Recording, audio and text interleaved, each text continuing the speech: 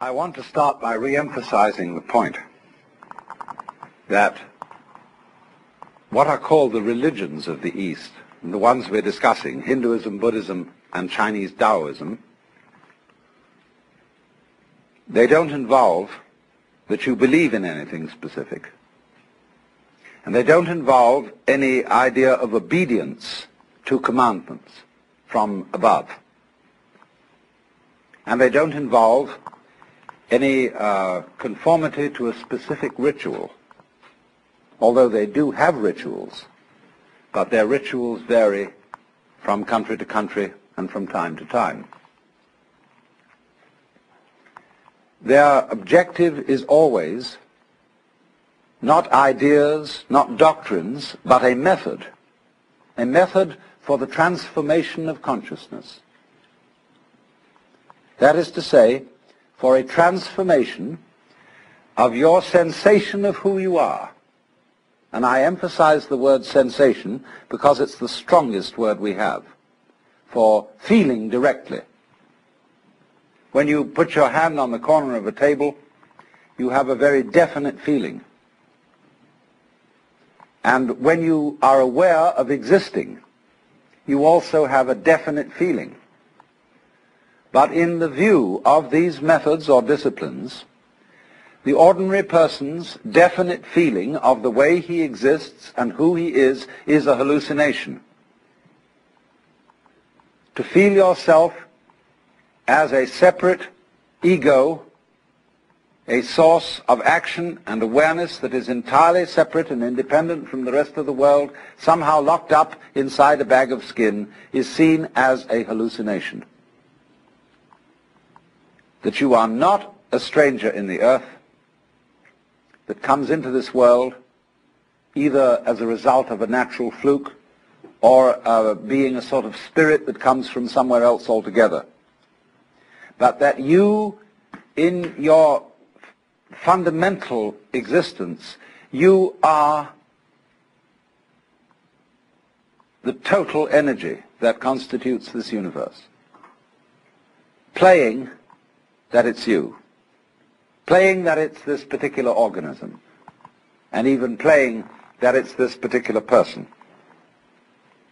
Because the fundamental game of the world is a game of hide and seek.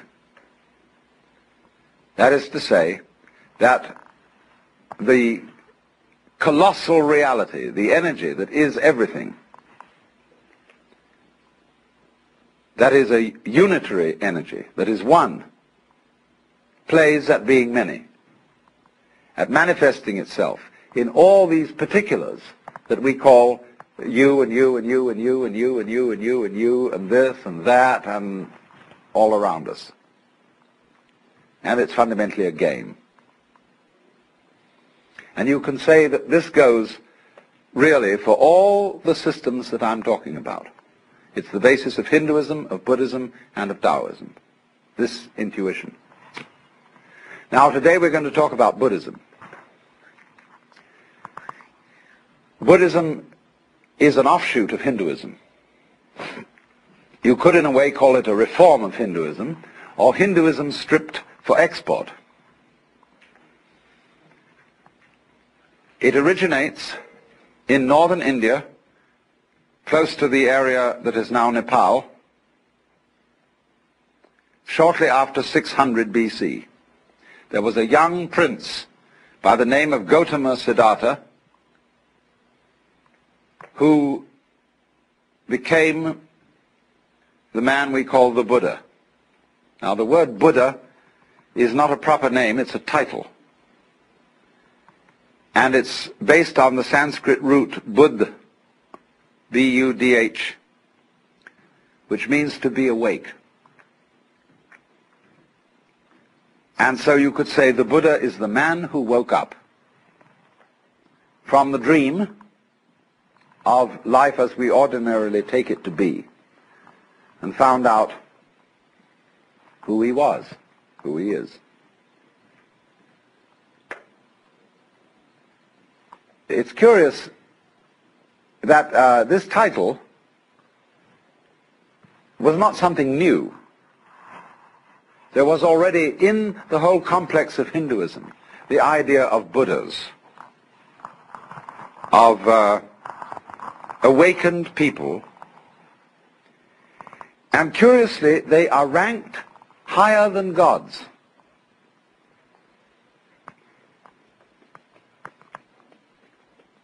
Because in the view of Hinduism, even the gods, or the angels, the devas, are still bound on the wheel of the sort of squirrel cage of going round and round and round in the pursuit of success.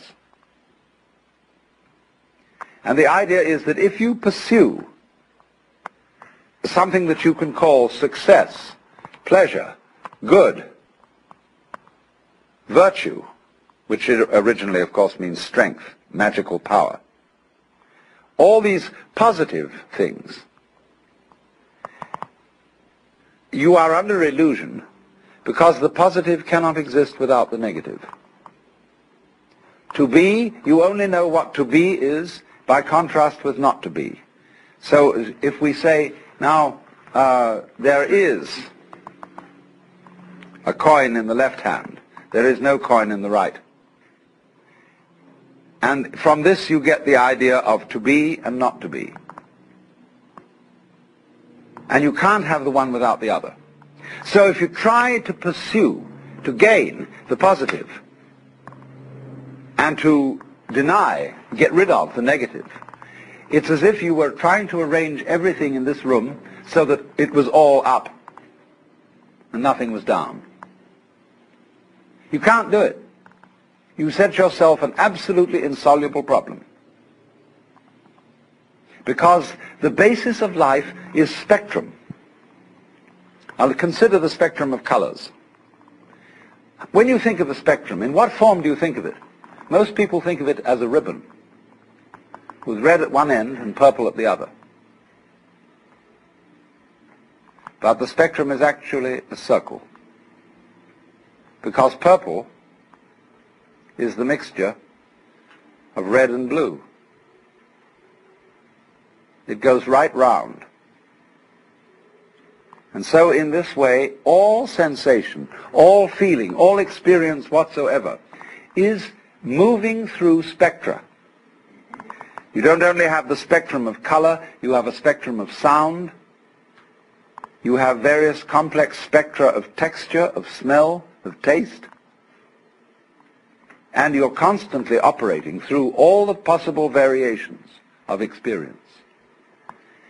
And it implies that you can't know one end of the spectrum without also knowing the other. So if you wanted, say your favorite color is red, and you wanted only red, and you had to exclude, therefore, blue and purple. Without blue and purple, you can't have red. Behind, of course, all the various colors in the spectrum is the white light. And behind everything that we experience, all our various sensations of sound, of color, of shape, of touch, there's the white light.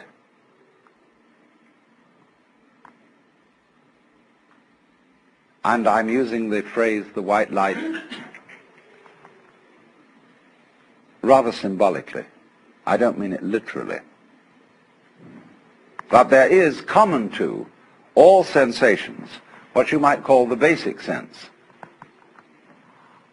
And if you explore back into your sensations and reduce them all to the basic sense, you're on your way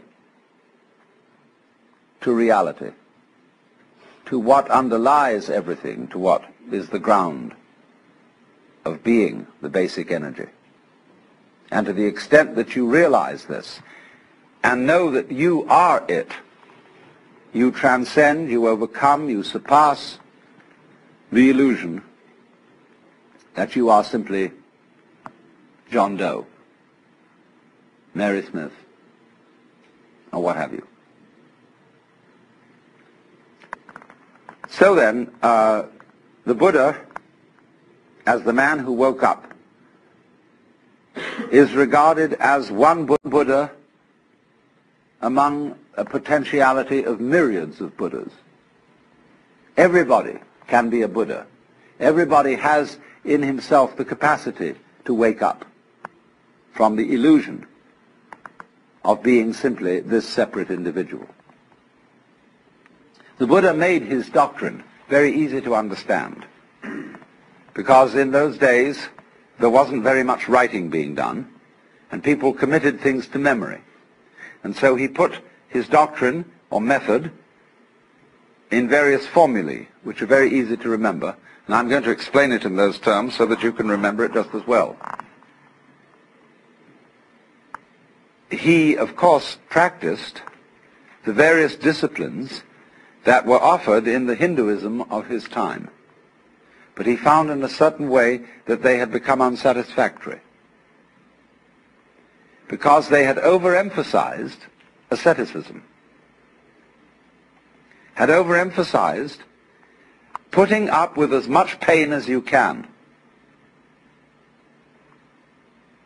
There was a feeling, you see, that if the problem of life is pain, let us suffer. And this is the root of the ascetics, you see, who lie on beds of nails, who hold a hand up forever and ever and ever, who eat only one banana a day, who renounce sex, who do all these weird things, because they feel that if they head right into pain and don't become afraid of it, but suffer as much pain as possible, they will, by this method, overcome the problem of pain. And they will set themselves free from anxiety. There's a certain sense in that, as you can obviously see. Supposing, for example, you have absolutely no fear of pain. You have no anxieties. You have no hang-ups. How strong you would be. Nobody could stop you. You would have ultimate courage. But the Buddha was very subtle. He is really the first historical psychologist, the great psychologist, psychotherapist. He is very subtle because he saw that a person who is fighting pain, who is trying to get rid of pain, is still really fundamentally afraid of it. And therefore, the way of asceticism is not right. Equally, the way of hedonism, of seeking pleasure, is not right. So the Buddha's doctrine is called the middle way, which is neither ascetic nor hedonistic. So it's summed up in what are called the Four Noble Truths. And the first is called dukkha.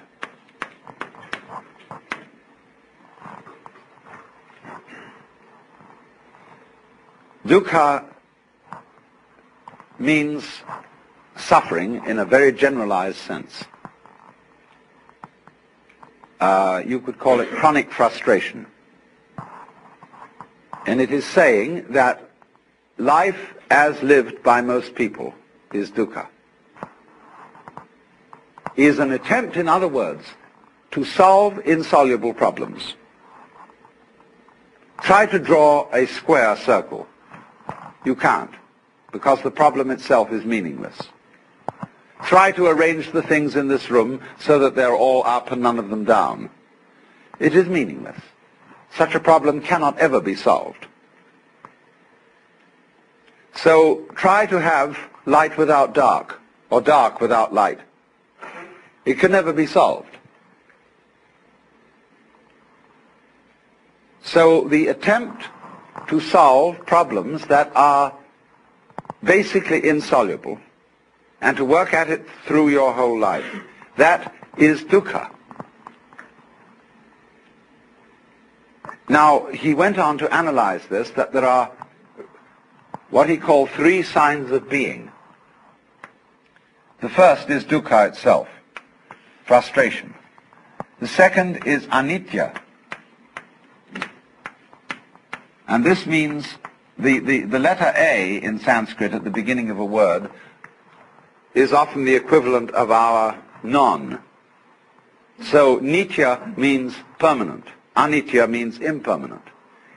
That every manifestation of life is impermanent. And therefore, our quest to make things permanent, to straighten everything out, to get it fixed, is an impossible and insoluble problem. And therefore, we experience dukkha, or this sense of fundamental pain and frustration, as a result of trying to make things permanent. And the third sign of being is called anatman. Now, you know from my talk on Hinduism that the word atman means self. Anatman means therefore non-self. That there is in you no real ego. Now, I've explained that already. I've explained in talking about Hinduism that the idea of the ego is a social institution. It has no physical reality. It is simply, the ego is your symbol of yourself. Just as the word water is a noise which symbolizes a certain liquid reality, so the idea of the ego, the role you play, who you are, is not the same as your living organism. Your ego has absolutely nothing to do with the way you color your eyes, shape your body, circulate your blood. That's the real you. But it's certainly not your ego, because you don't even know how it's done from the standpoint of your conscious attention. So the idea of anatman is firstly that the ego is unreal. There isn't one.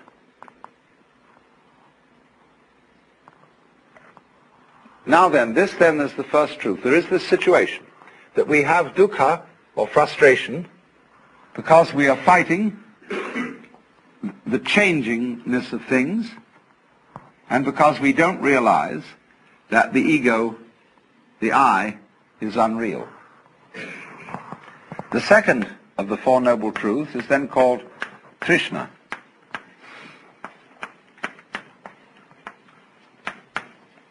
Trishna is a Sanskrit word again, and is the root of our word thirst. And it's usually translated desire, but it is better translated clinging, grabbing, or there's an excellent modern American slangy word, hang up. That is exactly what Trishna is, a hang up. Trishna is clutching. As, for example, what we call smother love. When a mother is so afraid that her children may get into trouble that she protects them excessively. And as a result of this, prevents them from growing. Or when lovers cling to each other excessively and have to sign documents that they will curse and swear to love each other always, they are in a state of trishna. And this is the same thing as holding on to yourself so tightly that you strangle yourself. Now, so the second truth then about Trishna is that the cause of dukkha is Trishna.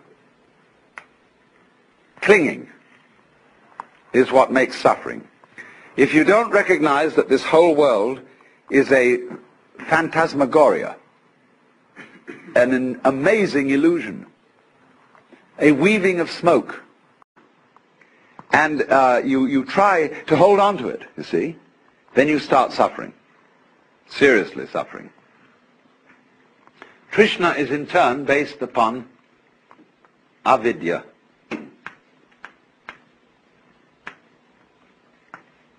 The same negative, vidya, from the root vid, means knowledge, as in the Latin video and the English vision. Avidya, therefore, is ignorance. Gnosis, gna, means, of course, to know. Knowledge is the same thing as gnosis in Greek. To know. So this is not to know, to ignore, to overlook. And I explained in the first talk in this series how we ignore all kinds of things because we notice only what we think noteworthy. And therefore our vision of everything is highly selective. We pick out certain things and say that's what's there, just as we select and notice the figure rather than the background. Sometimes I draw this on the blackboard and ask the question, what have I drawn? What would you say? What have I drawn? A circle. Any other suggestions? A hole in the glass. Yeah, you're getting the point. I've drawn a wall with a hole in it, you see. But ordinarily, you've been reading my books. But ordinarily people see the ball, the circle, the ring or whatever, and never think of the background because they ignore the background. Just as one thinks that you can have pleasure without pain. You want pleasure of the figure and don't realize that pain is the background. So avidya is this state of restricted consciousness, restricted attention, that moves through life unaware of the fact that to be implies not to be, and vice versa. So now the third noble truth is called nirvana.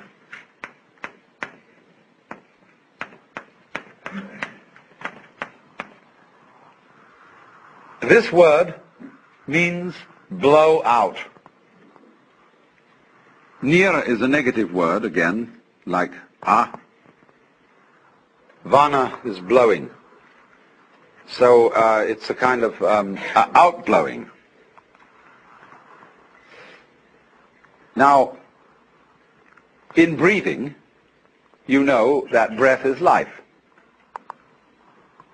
The Greek word, you may pronounce it pneuma or pneuma, is the same as spirit. And spirit means breath. In the book of Genesis, when God had made the clay figurine that was later to be Adam, he breathed the breath of life into its nostrils. And it became alive, because life is breath. But now, if you hold your breath, you lose it. He that would save his life will lose it. So breathe in, breathe in, breathe in, get as much air as you can, and Trishna, cling, and you lose it. So nirvana means breathe out.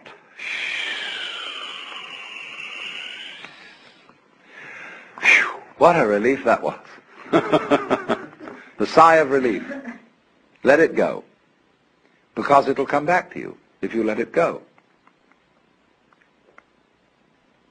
But if you don't let it go, you'll just suffocate. So a person in the state of nirvana is what we might call a blown out person. Like blow your mind. Let go. Don't cling. And then you're in the state of nirvana. And I re-emphasize the point. This is not, I'm not preaching, see? I'm not saying this is what you ought to do. I'm simply pointing out a state of affairs that is so. There's no moralism in this whatsoever. It's simply pointing out, like, if you put your hand into the fire, you'll get burned.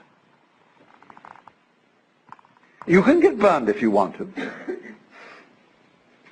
It's okay. But if it so happens that you don't want to get burned, then you don't put your hand in the fire.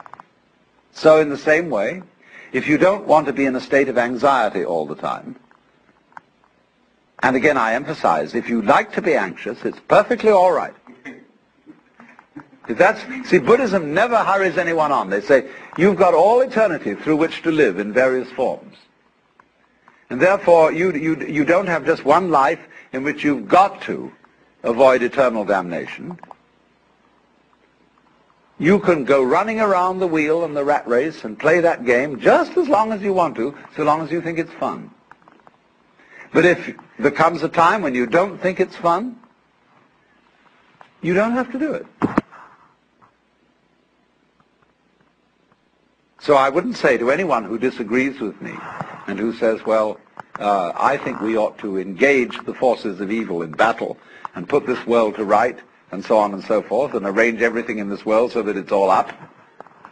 Try it, please. It's perfectly okay. Go on doing that.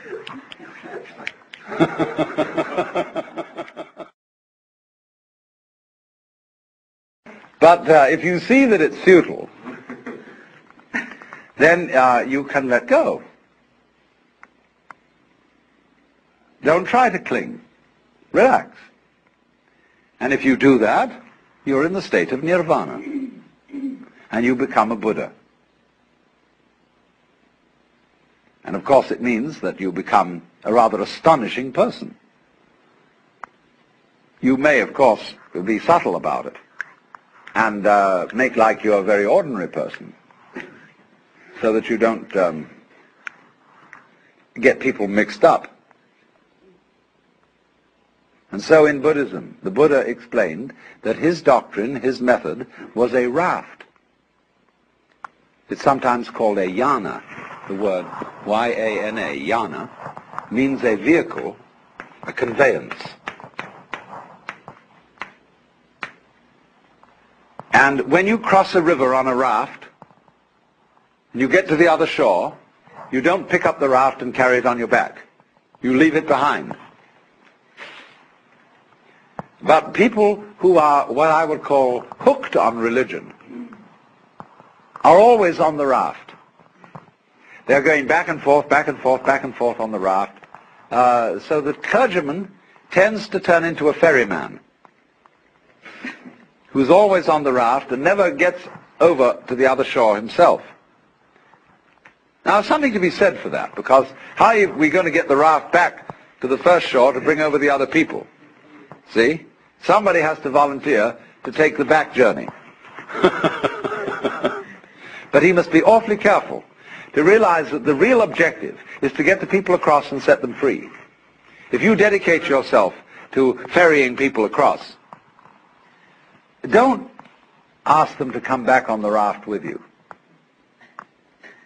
because you'll get overcrowded and people will think that the raft is the goal rather than the other shore. So when I find this in actual practice, that when clergymen do not ever ask for money, and it's all right, you know, like a doctor who simply charges a fee. Says, you come to me, you pay me so much. But the clergyman says, he doesn't say pay me so much. He says, we would like your pledge, your voluntary contribution. See, and then nobody knows what to give. That's the idea of the raft. Now then, the fourth noble truth is called marga.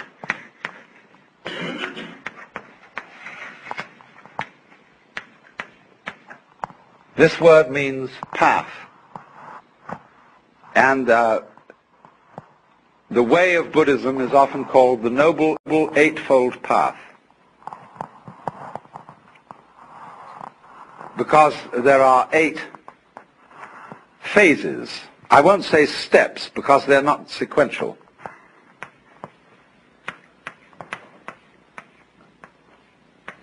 Samyak is a very curious phrase. It doesn't mean right in our sense of correct. Sam is the same really as our word sum. Total. Complete. All-inclusive. We might use the word integrated, as when we say a person has integrity. That a person who has integrity, we mean he's all of a piece. He's not divided against himself. So, in this sense of samyak drishti,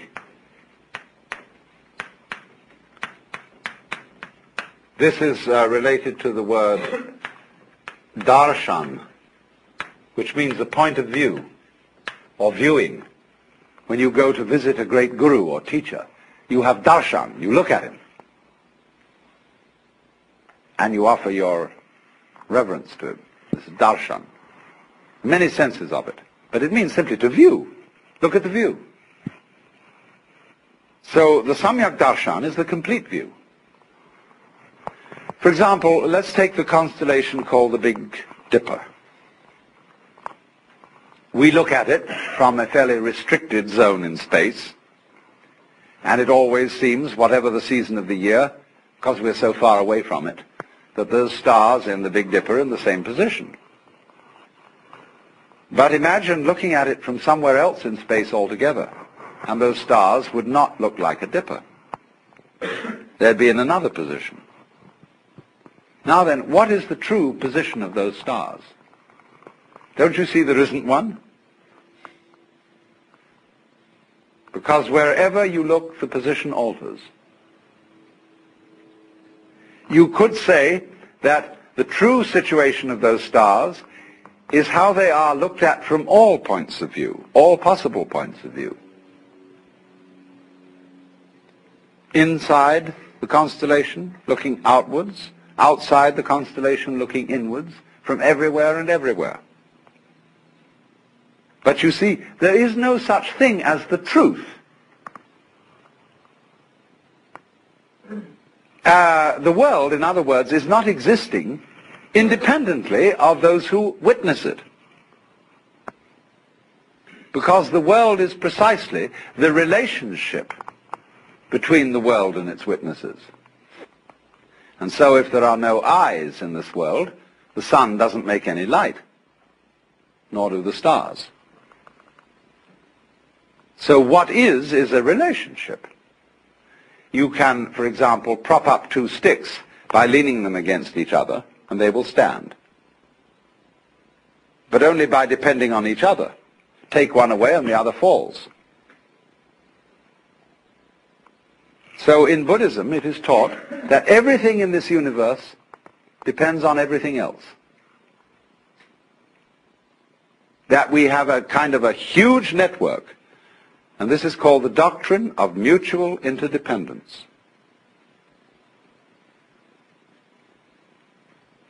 All of it hangs on you, and you hang on all of it, just as the two sticks support each other. And this is conveyed in a symbol which is called Indra's net. Imagine a multidimensional spider's web in the early morning covered with dewdrops. And every dewdrop contains the reflection of all the other dewdrops. And in each reflected dewdrop, the reflections of all the other dewdrops in that reflection. And so ad infinitum. That is the Buddhist conception of the universe in an image. The Japanese call that jiji muge. A ji means a thing event, a happening. So between happening and happening, mu, there is no ge, separation. Jiji muge. Now, so the first phase of the Eightfold Path has to do with one's view, understanding of the world. The second phase has to do with action, how you act. Buddhist idea of ethics is based on expediency. If you are engaged in the way of liberation and you want to clarify your consciousness, doing that is inconsistent with certain kinds of action. So every Buddhist makes 5 vows, 5 precepts. And you may perhaps have heard the Buddhist formula of taking what is called Panchasila, the 5 precepts. And they take what are called Tisarana, the 3 refuges, and the 5 precepts. The refuges are the Buddha, the Dharma, the doctrine, and the Sangha, the fellowship of all those who are on the way. So the priest, the bhikkhu, the Buddhist monk, and the lay people will chant the formula. Buddhang saranang gacchami, Dhanghang saranang gacchami, Sanghang saranang gacchami. Those are the 3 refuges, the Buddha, the Dharma, and the Sangha. Then they take the 5 precepts. Panatipata veramani sikapadang samadhiyami. Adinadana veramani sikapadang samadhiyami. Kamesu michachara veramani sikapadang samadhiyami. Musavada veramani sikapadang samadhiyami. Kamesu michahara veramani sura merya majapamadatana veramani sikapadam samadhiyami. So they take these 5 precepts. Panatipata. I undertake the precept to abstain from taking life. Adinadana. I undertake the precept to abstain from taking what is not given.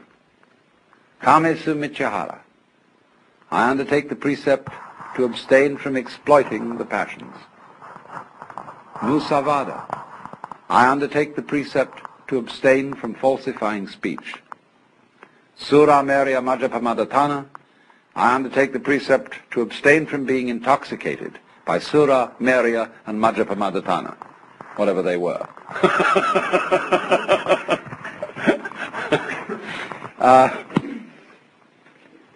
I presume toddy, which is alcohol. I don't know what else it was. Nobody does know. Because you see, if you start killing people or taking life, you're in trouble. You set up an opposition, and you've got to become involved in taking care of it. If you start stealing, you worry people. You upset people's orientation in life, because if you suddenly come into the back home for dinner and find somebody's stolen your table, where are you going to serve dinner? If you exploit your passions, it means that when you feel bored, and somehow that life is a little bit empty, you say, well, now what are we going to do this evening? Let's go and get stuffed. There are a lot of people who suffer from obesity are trying to simply fill their empty psyche by stuffing themselves with food. Well, it's the wrong cure. So, likewise, musavada, if you start telling lies to everybody, you know what happens when you start telling lies. You have to tell extra lies to cover up the first one, and you get into the most hopeless misunderstanding. Speech collapses. And, of course, the intoxication is the same problem as the exploitation of the passions. So there's a purely kind of practical, expedient, utilitarian approach to morals. There's another side to this which doesn't enter into the precepts, which I will explain later. So that's the third phase of the Eightfold Path. Then the second phase. Then the third phase has to do with your mind, with your state of consciousness.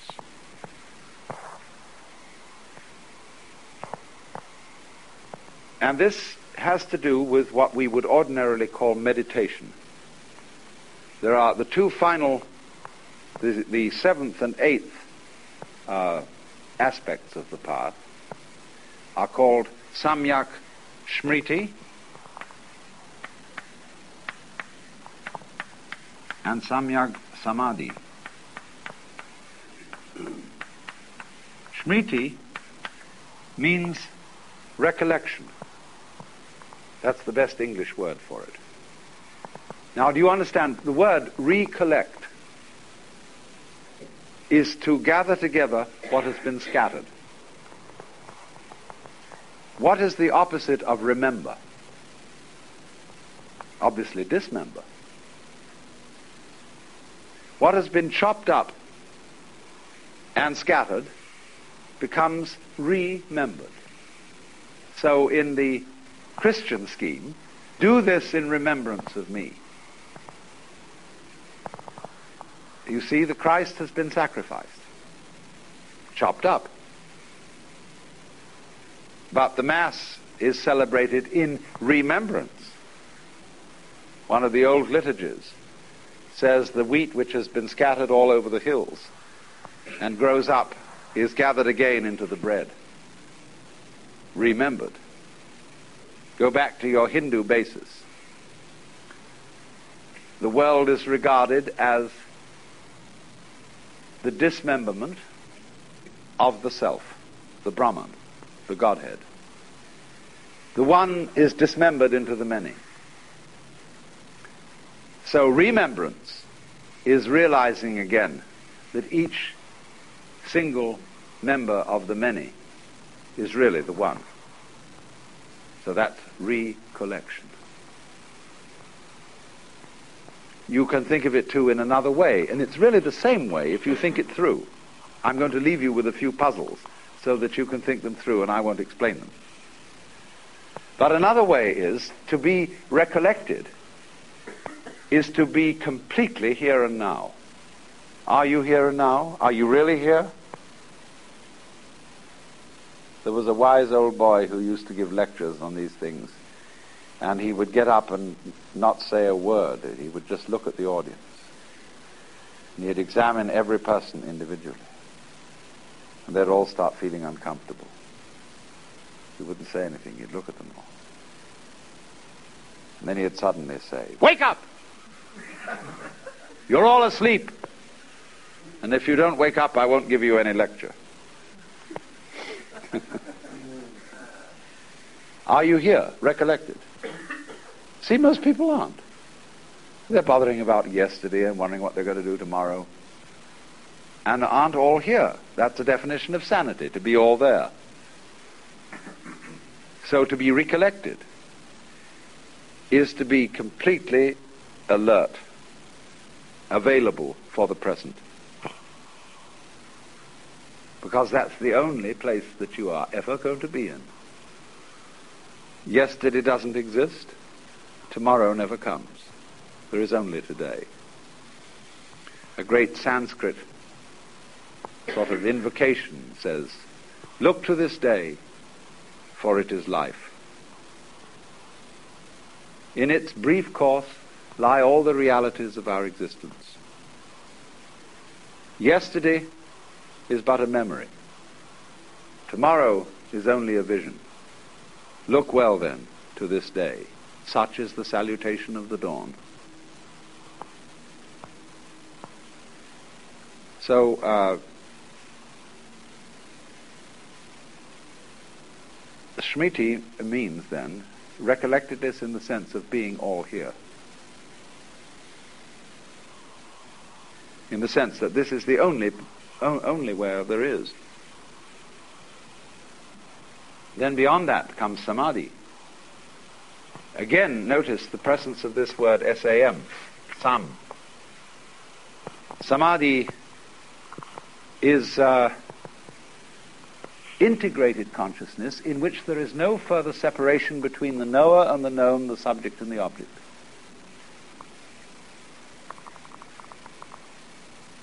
You are what you know.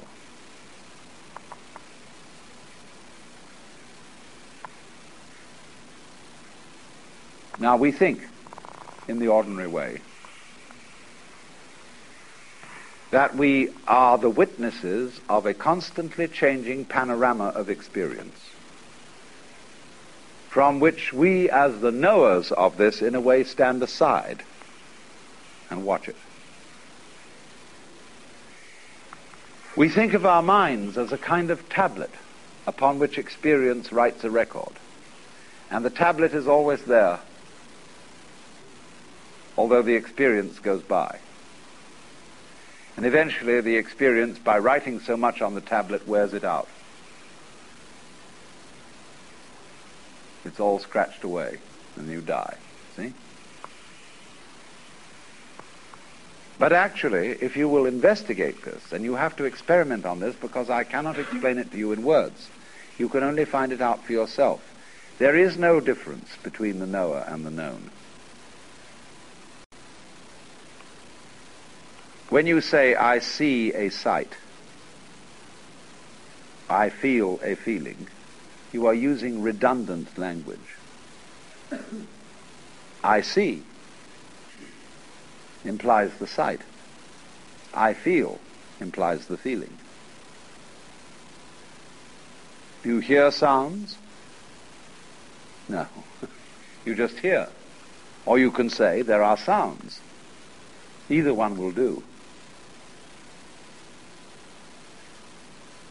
So you will find, if you thoroughly investigate the process of experiencing, that the experiencing is the same as the experiencer. And this is the state of samadhi. I put it originally in this form, that the organism and the environment are a single behavioral process. So, likewise, is the knower and the known.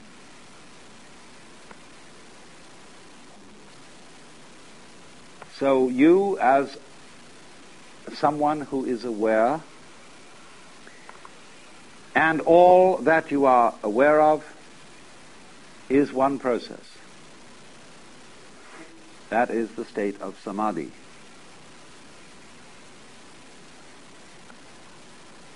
And you get to that state by the practice of meditation. Every Buddha figure practically is seen in the sitting posture of meditation, which is sitting down quietly and being aware of all that goes on without comment, without thinking about it.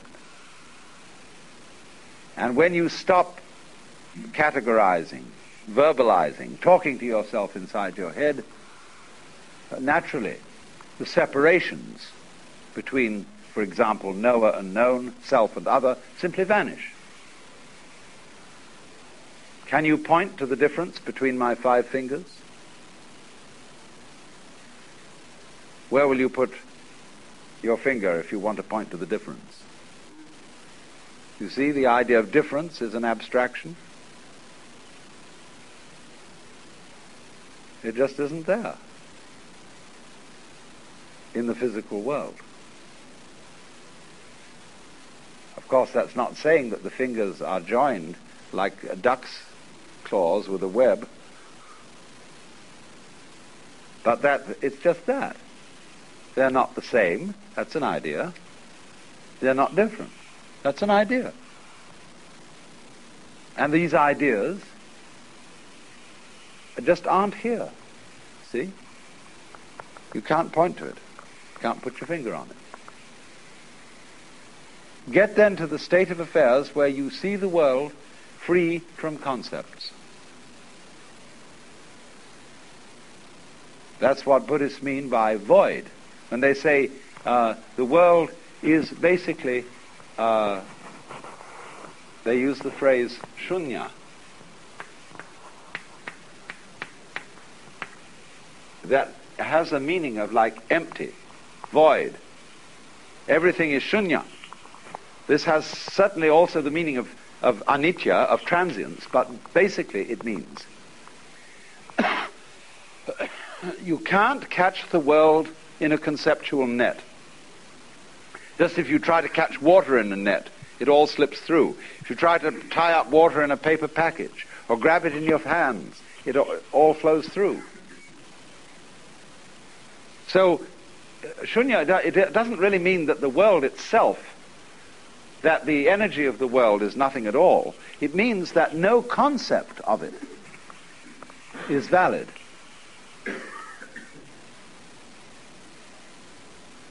You cannot make any one idea or belief or doctrine or system or theory tie the thing up.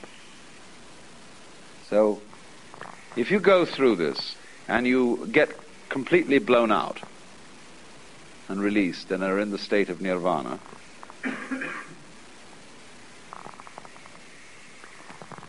for no reason that anybody can explain, just as, for example, as I pointed out, when you see that you can't change yourself, you can't lift yourself up by your own bootstraps, you then get a new access of psychic energy.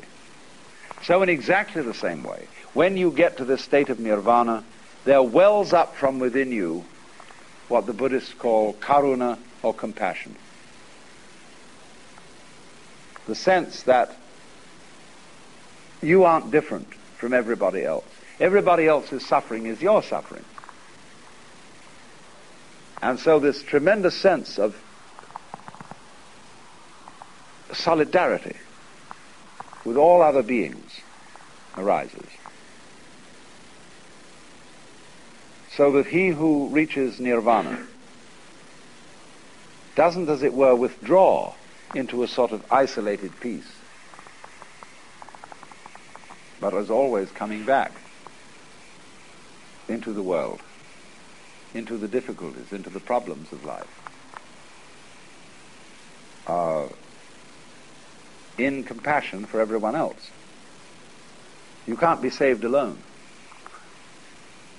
because you're not alone. You are the whole cosmos.